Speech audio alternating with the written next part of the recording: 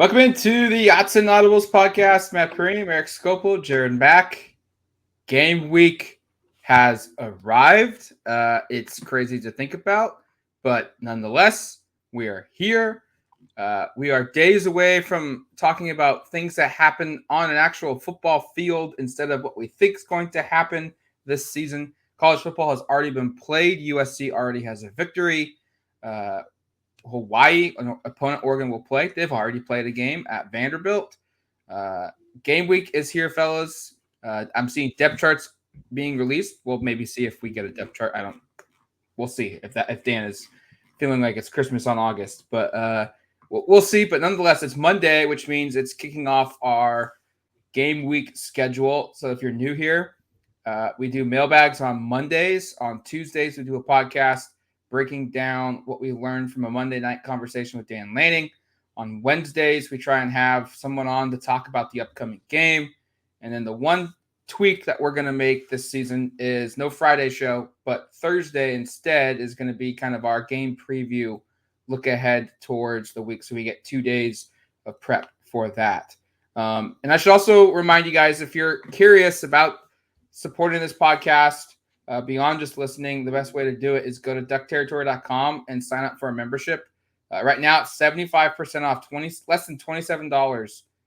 Gets you an entire year's worth of a membership to duckterritory.com. You get all of this football season, all of men's and women's basketball season. You get all of baseball coverage. You get recruiting for all sports that run through all of that. And then you get through all of next summer and all the lead up to next year's season as well for literally less than $27. Highly encourage you guys to check it out. We led the network in signups a couple days ago, so there's a bunch of Duck fans joining the site. I highly encourage you guys to check that out as well. All right, Erik, we got 5 questions this time. Normally it's 4, but we have 5 this week. It's game week. We got to get more in there. I was doing my Oscar de la Hoya face slaps this morning to wake up because I was so fired up. It's game week. And I apologize. We started a little late because I overslept. So that was also just to make sure I was awake. But yeah, we're doing 5. I thought there were enough that kind of fit certain storylines that I felt were worth touching on. So we're going to expand this a little bit. We'll see what happens next week. Maybe we'll go to 6, Matt. Who knows? We could do as many questions as I want. I can keep you stranded here all day. Is this the I'm the captain now meme? It is. Yeah. You're going to look in the notes tomorrow, next week, and there'll be 17 questions, and we'll be here for all morning, which is okay because Dan doesn't speak till 6:40, so we have the whole day. This is true. All right, first one from at DC Whitloch. I think this is a first-time question asker, so welcome to the show. Reading all the preseason polls and previews, it seems like the Ducks are widely being slept on. I know we have unproven newcomers, but don't we also have the best depth of the entire Pac-12? Why does every reputable site seem to be overlooking that hashtag Autzen Audibles? I thought this was a good place to start, in part because we all just posted our season predictions from a record perspective over the weekend. And I think our prediction is a bit more optimistic to the point of the question here. Matt and I both have Oregon winning 11 games this regular season. Jared has 10. I have Oregon losing to Washington. Matt has Oregon losing to Utah. Jared has Oregon losing to Utah and USC. So there's kind of just the recap, and we can get into some of that as we go today. But I do think that there is certainly more optimism for those that are around the program, certainly more optimism for those that are, I guess, really dialed in to what's going on at Oregon. I think it's easy to kind of my explanation, and I'm sure you guys may have different ones.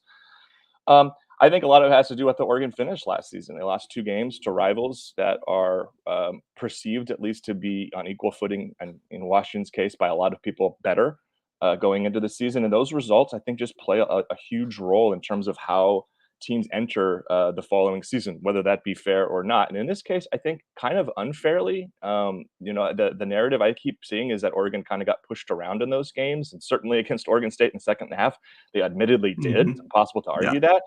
I also think that the Bo Nix injury isn't really being discussed, which is sort of interesting, and its impact in those 2 games. And had Oregon won both those games, the perception heading into the season would be much different.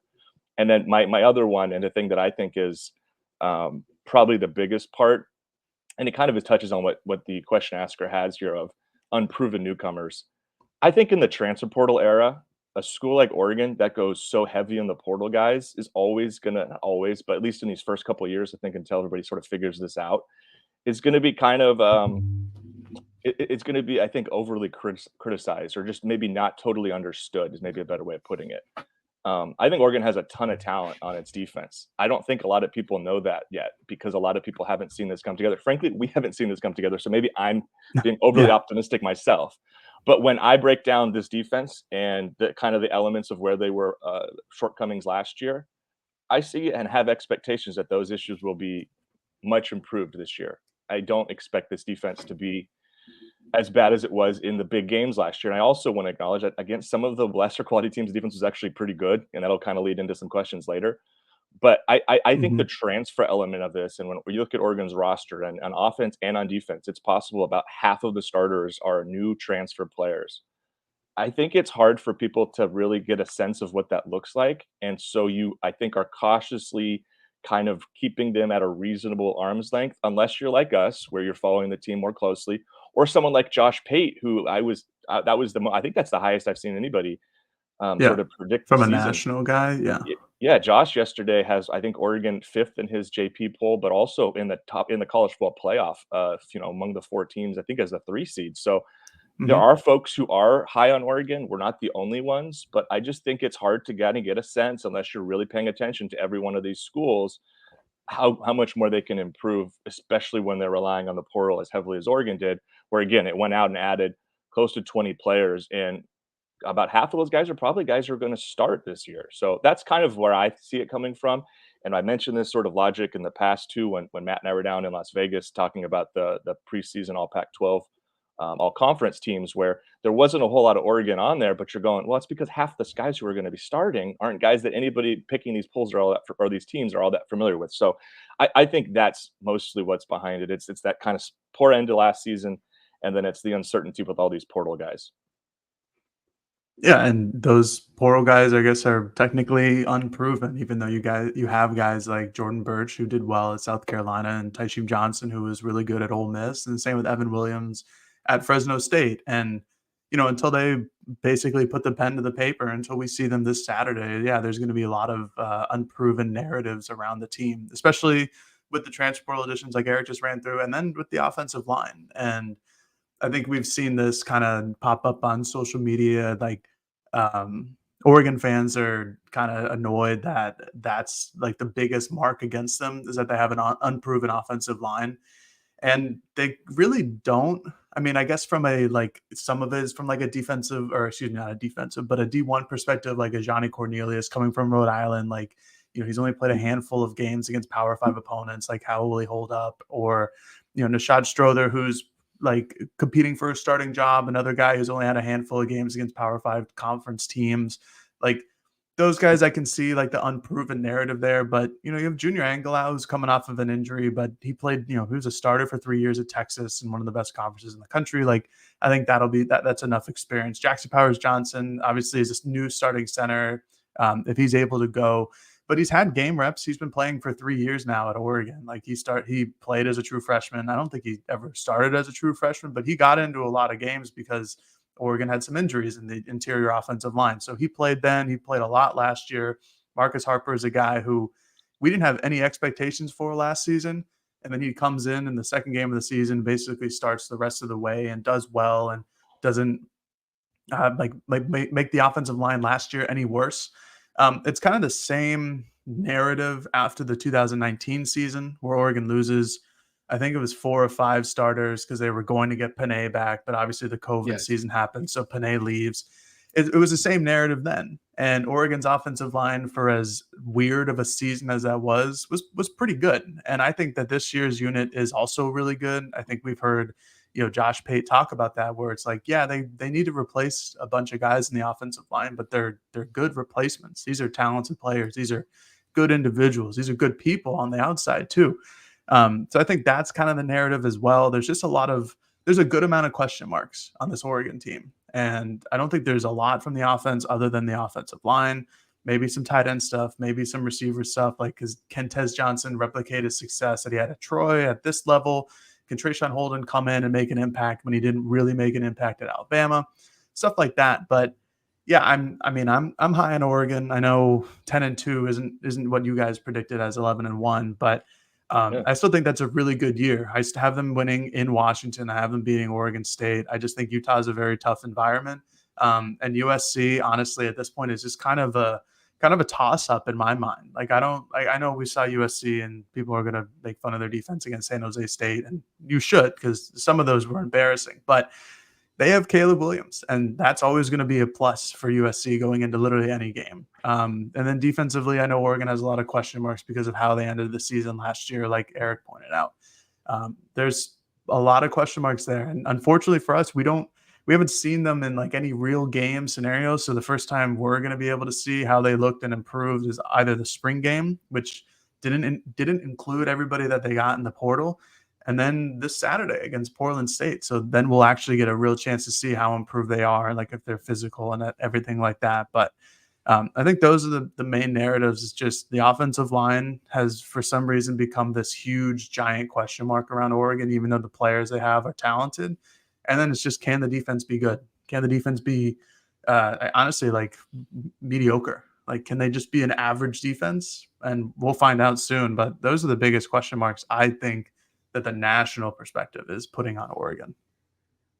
Also, there's a fact that when you have so many good teams, one or two teams are just going to kind of slip through the cracks of being always mentioned as the elite team. Like the league has 5 teams ranked, and I think you could argue that Oregon, Washington, USC, Utah, those 4, it wouldn't be a shock to anybody's system if any one of those 4 won the league. And it wouldn't be a shock to any of the system if one of those 4 teams made the championship game. And then you throw in Oregon State, and it would be a little bit of a shock, but it'd be like, yeah, but they were a preseason ranked team. They have a loaded offensive line. They've got a good running back. They finished the year strong. So while maybe we're not thinking that they're going to be the best team in the league going in, like I could see them getting to the conference championship game. And then it's just you just need to win one game. Like it's not out of the world of possibilities.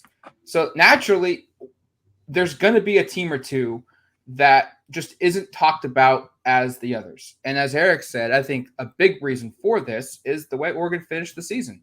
They lost 2 of 3 in the regular season, and both games in which they should have won. And that's just naturally going to create some doubt. And then, like what Jared said, fair or not, because I have an agreement, I think the offensive line's going to be good. They have to replace 4 starters. And it's easy to look at and say, well, they have 4 starters gone. We don't know anything about these other guys. And my quick 15, 30-minute approach of this team, real quick, that's a concern for me. I think that the bigger concern is the defense. And to Jared's point, they don't need to be elite, because I think the offense is going to be so good that they just need to be middle of the road or a little bit better than middle of the road in all categories. And if you see a slight increase in production across the board defensively, and your offense is as good as it was last year, you're going to pick up one of those wins against Oregon State or Washington that you lost, and you walk out of the season with an 11-1 record. I think a 10-2 record is still going to be really good, just because of how good this league is. Sure. Like, don't be disappointed that Oregon wins 10 games in the regular season and they're not in the conference championship, because I think, like Jared said, USC still has Caleb Williams. Their defense may be atrocious, but they have the best player in college football, and it looks like Zachary Branch is going to be a stud. I mean, Matt Leinart was already calling him Reggie Bush 2.0 yesterday on social media. Branch is going to be a stud. We'll get to some questions about Oregon's receiver room down the road on this podcast, but that's the best receiving core in the conference, I think, at USC. And it's going to be tough to beat them, even though their defense is so bad. Utah is Utah. Washington's defense is probably a lot like what Oregon's hoping. Be a little bit better than they were the previous year, because their offense is spectacular. The league is loaded, so 10-2 is still a really good year. I think Erik and I, ironically enough, I'm probably the more optimistic one than Eric, and we somehow always are different a little bit. And this year, we have the same record, which is good for one of us and probably bad for the other one. Yeah, if you haven't been longtime listeners, this is the best record I've ever predicted Yes. for an Oregon season, and I don't know if I've gone. I don't usually even go double digits. I'm usually like a 9-3 guy. I think last year I might have gone. I don't remember what I did last year. I think I went 9-3 last year too. I think you went 9-3 because I that's should what have I this. did. Yeah, I think I should have this information in front of me. But this is definitely the most optimistic I've been, and we'll see. Maybe it's just because we've seen so little that we're letting our imaginations play games with us, and we're seeing what this defense taking all these steps that it won't take. But I think there's like actual reasons to be optimistic. One last thing before we move on to the second question. Jackson Powers Johnson had 3 starts his true freshman season, There you go. but none at center. Started 1 at right guard, 1 at left guard, Yeah. and then 1 at defensive tackle. Oh, yeah. Okay. Yeah. I just thought it was a tricky little trivia question there, because that is a good. Yeah, I'll remember that for when I'm in Jeopardy, Oregon Jeopardy in 6 years. It's like, where did he start? I had one more thing as well. Yeah, good. I think the reason the 3 of us are optimistic is that Oregon had very clear needs in the transfer portal, especially on the defensive side of the ball, and like getting better secondary members and getting a better pass rush. And what they do, they just went out and got the number. I think Evan Williams was the number 2 safety in the transfer portal. Got him. Got Jordan Birch, the best edge rusher in the transfer portal. Got him, and then solidified that with guys in their recruiting class. I mean, they brought in a ton of secondary members in their recruiting class, talented secondary members is that. And then they brought in a ton of defensive linemen as well, including Mateo Uyunglele, who's one of the best edge rushers in the country in the 2023 class. So I think I'm at least I'm optimistic is that they saw a need and then filled the need. And then for linebackers, they did the same thing with Justin Jacobs, like brought in a guy. Connor Soley is a good depth piece. And then moving Jamal Hill, I'm cautiously optimistic about that move just because he was always a bigger safety who maybe struggled a little bit more in pass coverage than against the run. And now you move him to linebacker, you get him to bulk up, and suddenly he's a probably an above average pass defender as a linebacker because of his safety background. So that's why I'm optimistic about the defense, and we'll get into more of that in just a second here. But I think they saw needs and they went out and filled them. And I don't know if that is like a message that is, I don't know, distributed to the national media members. It's like, hey, they needed safety help and defensive line help. They went out and got it. And then because the quarterbacks, that's a question mark too, but at least they have some talent there. There's almost too many teams for national folks to be paying attention to know the ins and outs. Yeah, 100%. Which is why someone like Josh, I think, does such a great job, Josh Pate, on Late Kick with I think covering the bases with everything. And you listen to him talk, you can tell he's done his homework. And maybe we're just being a little biased here by lauding him, but he does have Oregon in the College World Playoff prediction, which is certainly aligns. It's surprising and aligns more with what the folks on this podcast think as well. Okay, next question from @AdrianDuck11. If Oregon has the same or right about the same defensive output from last season, how do you see this season playing out? #Autzen Audibles. We're gonna have a couple questions here focused on defense in a row. This one I thought was an interesting one to start with. First, let's go through the baseline of what they were last year, which was 5th in the Pac-12 in scoring defense and 4th in the Pac-12 in total defense, which, by the way, doesn't sound as bad as it felt in the moment. And in fact, having gone through and done my off-season rewatch of the season, there were some really good moments defensively, guys. There were some moments that things looked really good. That Utah game where Bo Nix had a bad wheel, that defense played its ass off and played really, really well. That BYU game played really, really well. A lot of the games in between, they played very, very well. The issue was against certain matchups, they played terribly. And those matchups, unfortunately, were against some of the better teams on the schedule at the end of the season. So if I'm trying to make a prediction, if they don't make any improvements, which would be strange because the personnel is completely different. If they're bad this year, I think I said this on this podcast, it's for different reasons than they were bad a year ago because this roster looks so different. But I think if the defense stays the same, well, I count Washington and USC's just as losses right off the bat because those are the offenses that type of offenses that give Oregon trouble, and both of them should be better than they were last year, or if not better, the exact same. And those were the 2 best pass offenses in the entire country last year. And those are going to be games where if you can't defend the pass, you're going to lose. So I think they lose those 2 games if they don't improve in that side of the football. And I think they have a really hard time in Lubbock against Texas Tech if they're not better. I think they have a hard time, obviously, with Utah, who, as I acknowledged earlier, even last year's defense did match up pretty well there. So maybe that's a sneaky one. And then I think they have a hard time with Arizona State and Oregon State. I know Arizona State probably feels like a stretch, but just Kenny Dillingham and the way he approaches offensive football, they might not have a whole lot to play for at that point in the season. But that could be a matchup that's difficult for Oregon just because of how they attack defense. And I should probably throw Washington State in there as well, because last year Oregon probably shouldn't have beaten Washington State, but found a way to do it, not because of its defense late. So I think that if the defense isn't better, and this is maybe if we go best case, worst case, we've all kind of gone best case 10, 11 wins. The defense isn't better. It's probably like a 7 or an 8 win season potentially. And that's how I think both competitive this league is, but also how small the margin for error might be for a team like Oregon to try to do something special. Like if the defense doesn't take a big step, it's possible that they're not even really in the conversation for conference championship late in the season. Yeah, if it's the same exact defense in terms of just like pure numbers and what we see on the field, then that USC game is going to be hellacious. Like that's a damn good offense. If you watched against San Jose State, Caleb Williams was great. Matt already mentioned Zachariah Branch. Like those are just dudes who will pick Oregon apart because their secondary in pass situations and the inability to get to the quarterback was really bad last year. And Washington's the same way. Rewatching that Washington game, a lot of coaching mistakes in that one.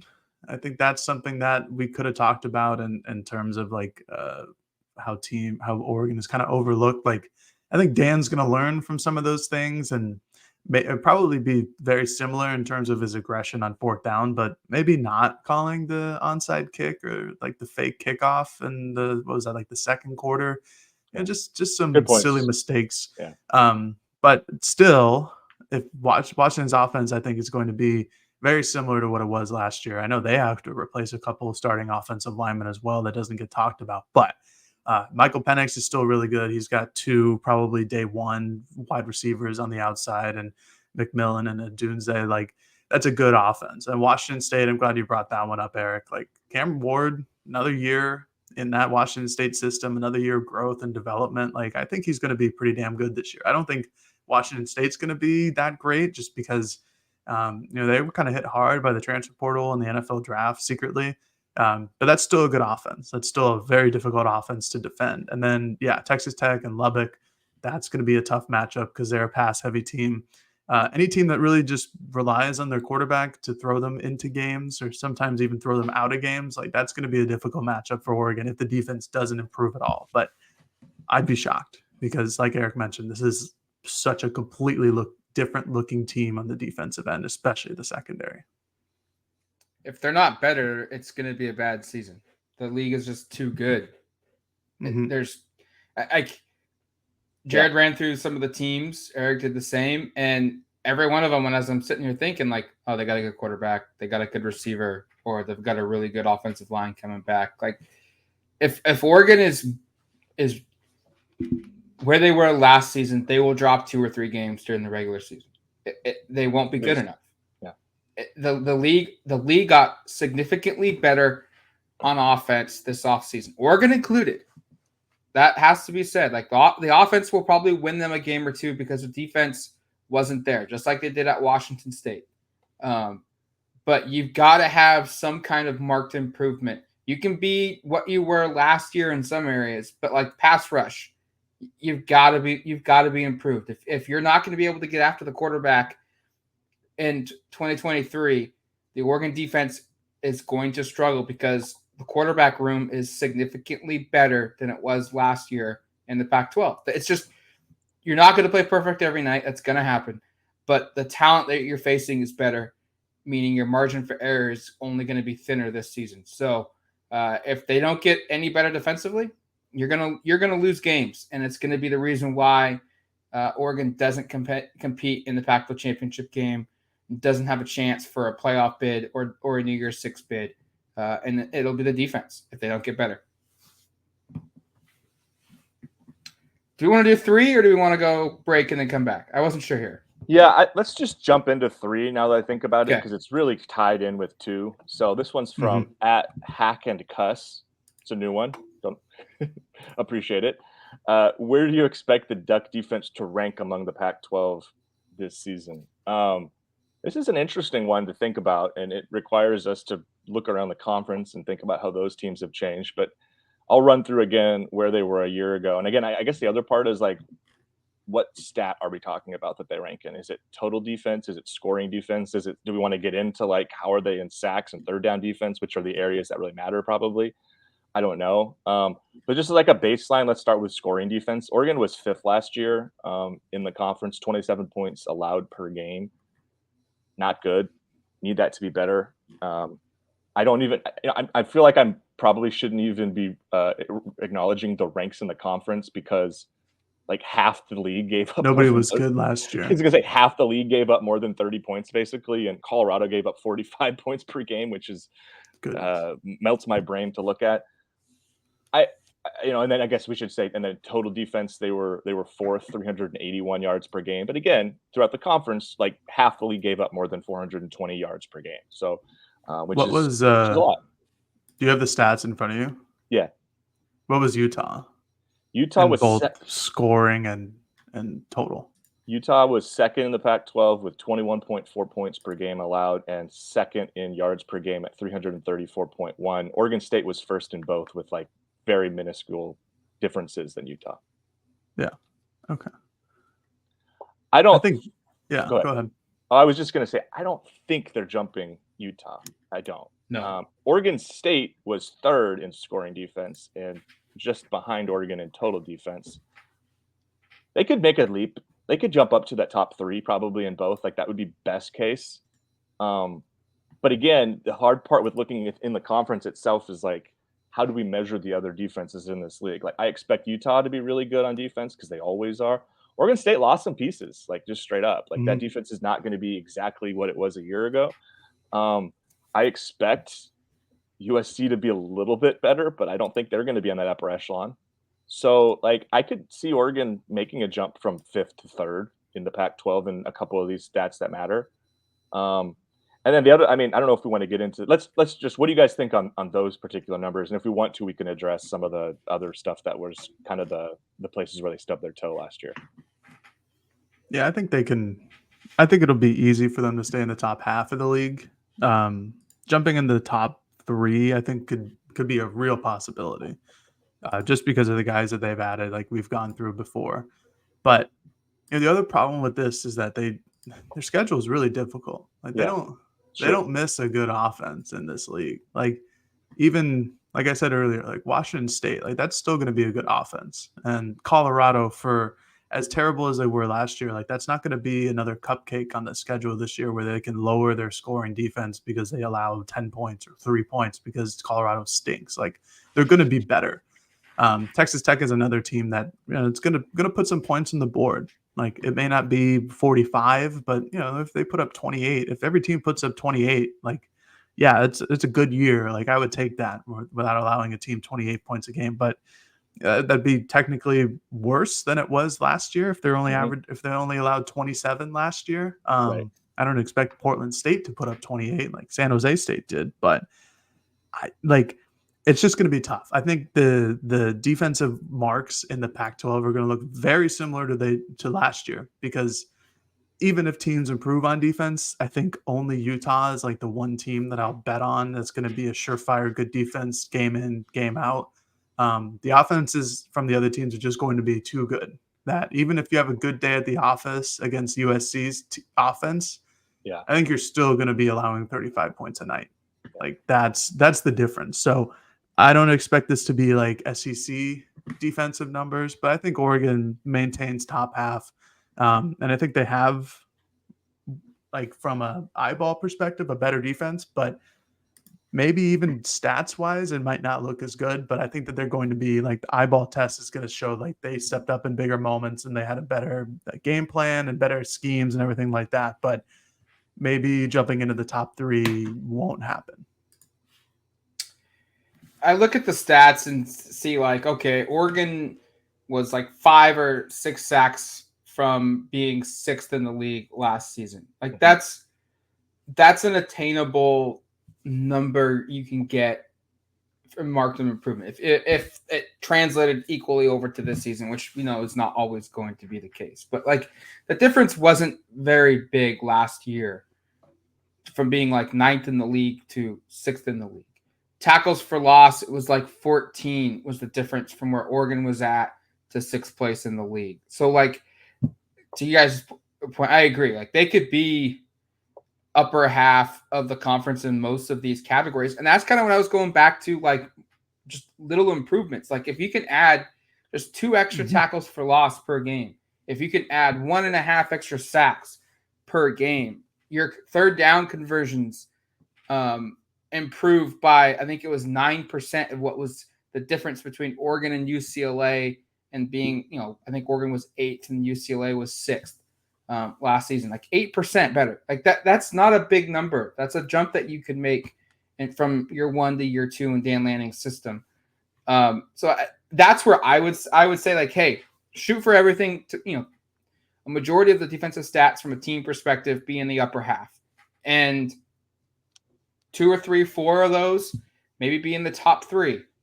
And then you have 1 or 2 or 3 that are in the bottom half of the league, and you probably have an improved defense. But to Jared's point, like, yeah, I agree. Like Utah is the only team that I feel 100% confident will be really good defensively. You used to say that about Stanford, but they are a shell of themselves. You can't trust that this season. You say that sometimes about California, but I don't know. Like the Bears have so many. They had transfers. They had injuries.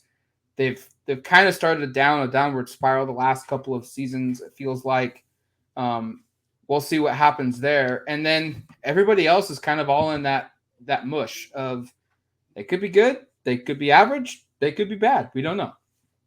Well, back to Cal. Oregon scored 42 points against Cal last year, and I remember after the game, everybody was like really disappointed on the offensive side. Like I think Bo and Forsyth were like, that wasn't our standard, and like they won by 18 points, but it was more like 25 or more than that for most of the game. I don't think the Bears are going to be very good. I actually think they could be right at the bottom, right in that bottom 3 for sure. Bay Area schools are. Bay Area schools are going to be right down there with. Bad. Probably Colorado or Arizona State. I would imagine that's kind of your bottom 4. ASU for sure. Now that ASU doesn't have anything to play for. I just had one other thing I wanted to bring up on sacks, which is, and I posted this on my Psychopodamus.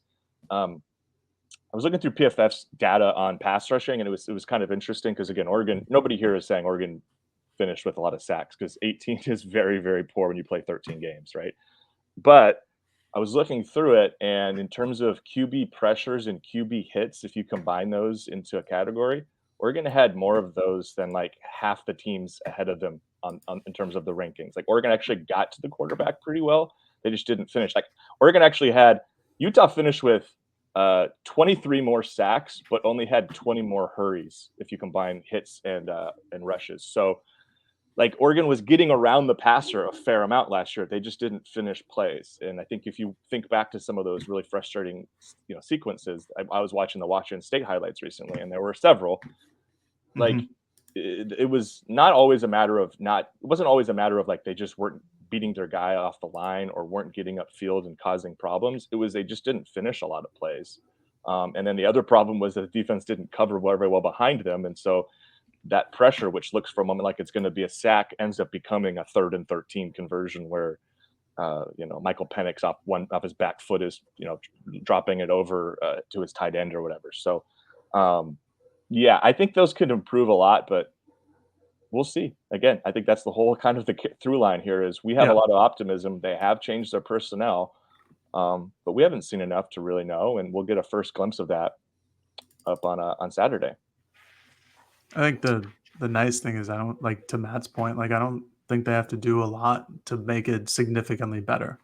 Like, and to your point, Eric, like there were a lot of moments where, a guy like Brandon Dorlus was in the backfield and he just couldn't tackle the quarterback. And that's reflective in his PFF grade. Like I think his tackling grade's like 35. Like it's just not good. And if he makes 50% of his tackles or maybe 75% of his tackles. Like that's a handful of more sacks. That's a handful of more drive stall. That's a handful of more points that come off the board. And just like what Matt was saying, like, can you get an extra 2 or 3 tackles for loss a game? Can you get an extra 2 sacks a game? Like if they accumulate all those stats throughout the season, which I think that they will do, like that turns your defense from really bad into, all right, not bad, like mediocre, middle of the road. And I think, Matt, you said this earlier, like if they have an okay defense, medium defense, like that offense, I don't think we have any question marks about them. The only one would be if Nix gets hurt, and God willing he doesn't, so we can all make more money and go to these games. But that's the only question mark there. And I think that, they're going to put up almost 40 points a night, but it just depends what the defense does. If Oregon averaged one more sack from last year's total, they would have finished 5th in the Pac-12 in sacks. And if they would have averaged 1 or 2 more, it would have been leading the league. So it's really 2 more is a lot, but like the point is that it's just not a lot of small steps lead to a big jump, and they're close. They just have to now do it, and that's probably the big question mark we have for this defense is now need to execute. You got the talent, execute. All right, let's take a quick break. When we come back, we'll wrap up the mailbag. Welcome back to the Autzen Audibles Podcast. 3 questions in, 2 more to go. All right, 4th one from a frequent question asker, Duck for Quacks, who asks, which non-projected starter will have the most touchdowns? Wasn't sure if that was a season or a Portland State question specifically. Let's do season. Let's do season. I think that's probably, let's do that. I think there's a really obvious answer here that maybe I'll just knock out and then we can do the rest. Like, no, Whittington or Jordan James aren't projected to be starters, and those guys run for a lot of touchdowns. And last year each had, I think, Noah and Jordan both had 5 rushing touchdowns. Noah for sure had at least 1 or 2 receiving touchdowns. So Noah Whittington would probably be the easy pick here. I would guess he would probably finish close to double figures in touchdowns. But taking him off the board, since that's such an easy one, I think, it's kind of tough, right? I mean, you're looking at guys who are potentially at receiver. You're looking at maybe a backup tight end, does Kenyon Sadiq become a real big passing game weapon in the back end and stack up some big touchdown numbers? I don't probably go there. But if I was just to pick a name, and I guess if we're using projected starters at receiver, we're talking about Franklin, Tez Johnson, and Trayshawn Holden based upon my depth chart. So give me one answer. I'm going to say give me Gary Bryant. That's it. Guys, that's right? the answer. Yeah. Well, I'll let you go ahead. You can't rely on Chris Hudson to score a touchdown. What is he? He's 2 in his entire career, I think. He had plenty more out there on. He had 7.5 last year on the field. He should have had. No, there's plenty of more out there. I think it's just based off projected starters. Like Whittington is the obvious answer, and then Jordan James is probably second, and then Gary Bryant is the 3rd guy. Like, I think there's talent in Oregon's wide receiver room. I just don't think that they're going to be the touchdown havers, other than if there's an injury. Like, Patrick Herbert, I don't think is going to have as many touchdowns as Terrence Ferguson or Gary Bryant or anybody else that's a starter. So I think it's Gary Bryant if we're taking Noah and Jordan James out of the equation. And I don't really think that anybody's that close. Like, nobody really popped into my brain. It's like, oh, maybe they'll have a good season. It's like more of a depth guy. I'll go Gary Bryant. I was going to suggest Chris Hudson finally scores touchdowns this season. But I won't go him, and I'm going to go just a pure wild card here. The backup tight end that emerges behind Terrence Ferguson. Okay. Last year, I know the offenses are going to be a little bit different. The usage of the tight ends probably going to be a little bit different, so maybe the opportunities dwindle a little bit. But last year, between McCormick, Matavao, and Herbert, they scored a combined 6 touchdowns.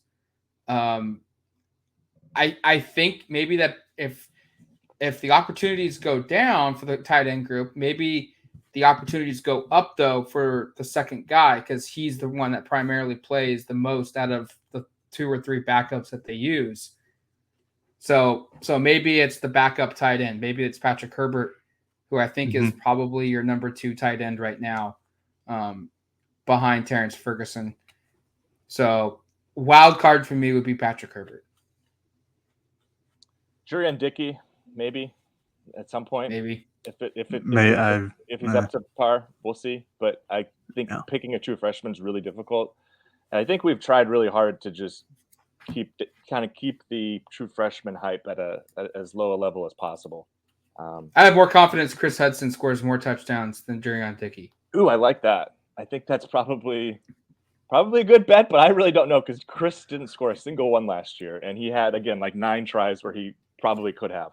Yeah, I just don't think. I mean, maybe Dickey proves me wrong week 1 because of the blowout scenario, but I just don't think he's going to be on the field as much as people think he is, based off of who they have. Like, why are you taking off Troy Franklin or Trayshawn Holden or Tez Johnson or Gary Bryant or Chris Hudson to put in Jurian Dickey? What the only reason right now, in my opinion, is because those 5 guys are tired and they need a break.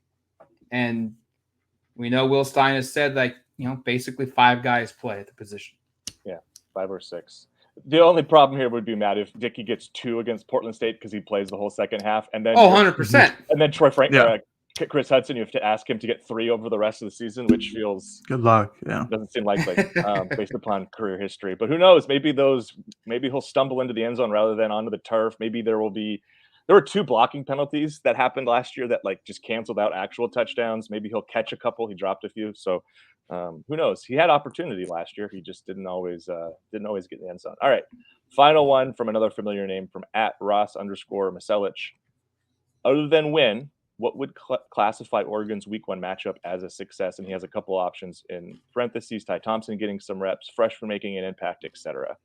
2 things just popped to my head, and I think they were, I guess I'll say 3, but the 2 things that popped to my head first were center to quarterback exchange. I'm just a little bit wary there, especially if Jackson Powers Johnson isn't playing. And if he's out for an extended period of time, that means whoever that other person is going to Lubbock the next week, and you have to be able to get the ball to the quarterback. Oregon fans know this better than most. They remember the Oregon TCU bowl game from 2015 or 16. Yeah.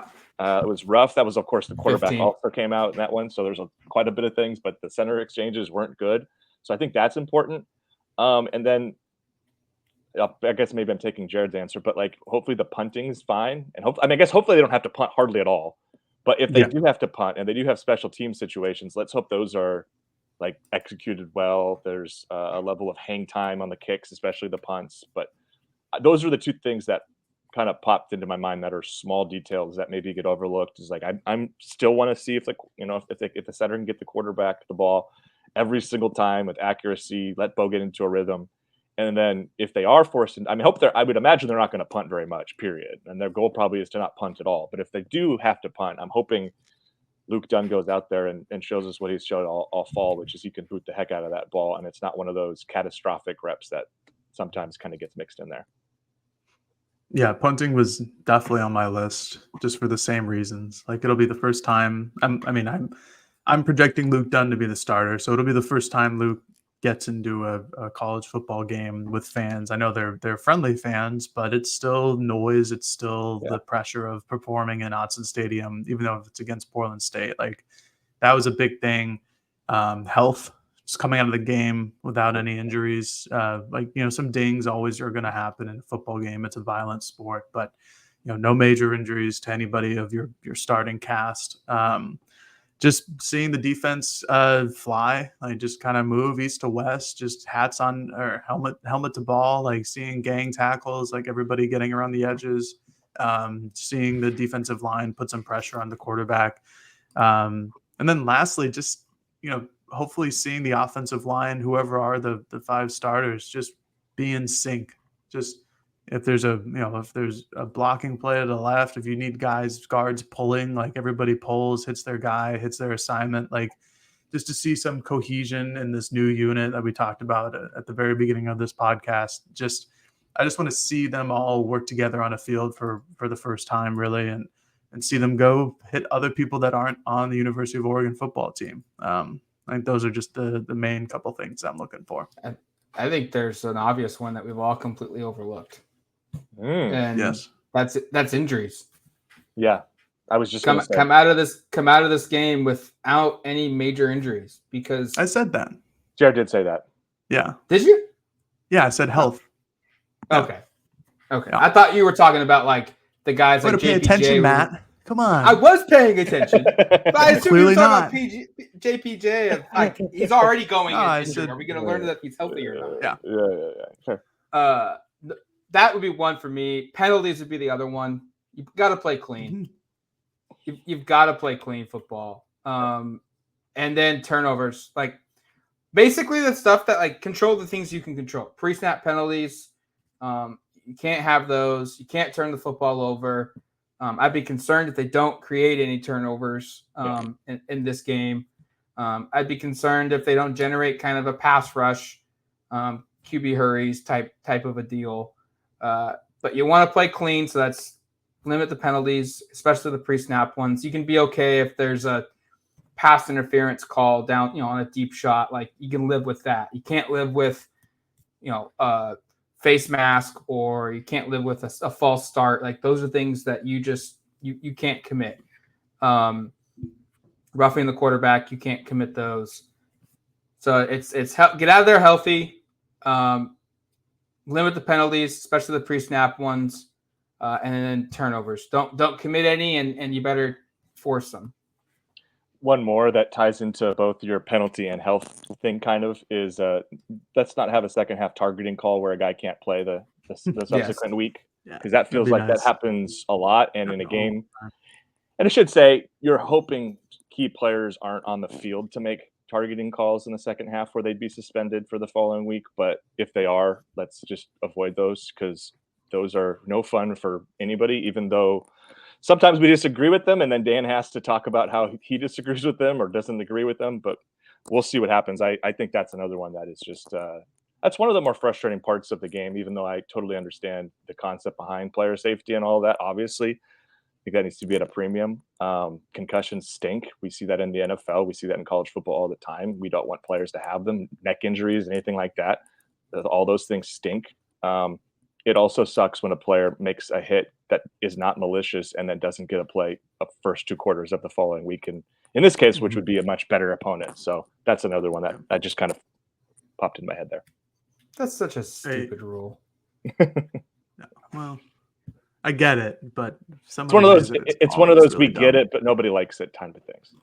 No, yeah, like leading with the crown of your helmet and hitting a guy like in the chest. Like if it's helmet to helmet, I get it, 100%. Like yeah, you got to get that out of football if you can. But some of the interpretations are very silly. I was gonna say a selfish one for me. Just going back to the game real quick. I'm just excited to see who lines up where. Yes, there you go. That's be a win. Like on the defense, like there's a lot of question marks that I have, but that's all I got. Question marks as in like you're just curious who plays where, not that you're concerned about the defense.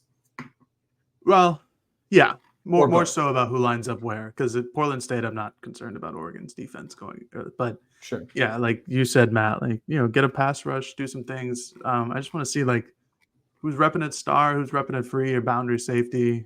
What's the defensive line rotation look like for at least the first half, because the game will at least be competitive there. But those are more of a selfish thing for me. Would we be disappointed if the starters are playing in the fourth quarter of this game? Like if they take, yes, with like 5 minutes to go in the game, starters are in the game, that's bad, yes. But like 12 minutes or more left to go in the fourth quarter and the starters are in, are we concerned? Yeah, I mean, Portland State was really bad last year. We'll get into more Portland State prep. But like I'm just looking through, they were 4-7 last year, and they lost 5 games by more than 40 points in FCS football. Like they lost to Weber State by 35 points in that one. They lost to Idaho by 35 points. They lost to Sacramento State by 38 points. Like you run through that, that's like pretty abysmal stuff. So yeah, defense or the starters you hope aren't on the field. And I think based upon what we've seen from Dan so far, like they kind of have a quicker trigger at times, like against, remember BYU randomly Bowden Yeah, started they second pulled half. them quick. Yeah. That didn't play out fantastic. They had to put him back out there. But I think that Dan will never say this because he wants to respect the opponent, but I would think they would be really kind of bummed out if they have to play their starters in the fourth, because this game really should be the Oregon should win by a lot of points here. This is not a good FCS team. Mm-hmm. I wouldn't be surprised if certain units stay on the field for longer periods of the second half, like the offensive line, just to get some more chemistry. Maybe some of the secondary members play a little bit more to get some chemistry, because again, it's the first game of the year, and I know some of these guys came in just for fall camp. Like a lot of them were here during the spring as well, but for the guys that just got here for fall camp, maybe get them some more chemistry, some more experience at the Power 5 level if they don't have it. But yeah, if the starters, all 22 of them on offense and defense, like if those guys are still in the fourth quarter, yeah, that would be rather concerning, both from a score perspective, because it's probably a close game in that case, and just from a personnel decision making point of view from Dan. Like I don't know why they would need to be out there, because it should be, like Erik said, this should be like a 50-point blowout. I mean, Washington beat Portland State 52-6 last year early. Yeah. Mm-hmm. Last time Oregon played them, 2018, Oregon won 62-14. Yeah, it should be about. And I think if I remember right, I think that was a game where like the offense wasn't really even clicking that well. Like there were some points where like the offense just was not couldn't get out of first gear, and they still scored 62 points. And then they played it again in 2010 and won 69-0. So these games are not competitive. The most that they've ever scored against Oregon came in 94 when they scored 16. It's good. It's good. Here we go. Real quick. So they scored more than 16 points in this game. That would be disappointing considering the defensive part, right? And then I just ran through the fact that like last year, their offense didn't score more than 16, like 1, 2, 3, 4, 5 times against, and 4 of those were against FCS teams. So yeah, I hope they score fewer than that. My answer is no. It wouldn't shock me if they got like a garbage time touchdown to push it to like 17 or something like that. But I think as long as the number ones are in for Oregon's defense, I think it's going to be a very difficult half for Portland State's offense to get anything going. And honestly, Oregon's 2s and 3s should do the job better than Portland State's top unit, or like at least the 2s should be better. I mean, I'm not trying to be overly disrespectful, but just from a talent and personnel perspective, like this is one of the things I like about Oregon. Back to the earlier question about kind of their standing, is they do have depth. They do have a lot of really good players. There are 4-star players who would be among the best players on Portland State's team who are not even first or second unit players at Oregon. So, yeah, I think they should be able to hold them down, but we'll see. That would be I guess to finish the question, that would make the weekend not a success if like Portland State scores 21 points. Even that sounds crazy, but that would be concerning to me. Unless they're all defensive touchdowns or something weird happens. But like if they have 3 sustained scoring drives for touchdowns, that's bad. That's bad. All right, it's going to do it for us here on the Autzen Audibles podcast. Thank you for listening to the show. We'll be back tomorrow recapping and looking ahead. Recapping Dan Lanning's Monday night press conference and also looking ahead to Portland State. Until then, you've been listening to the Autzen Audibles podcast. Talk to you later, folks. Peace.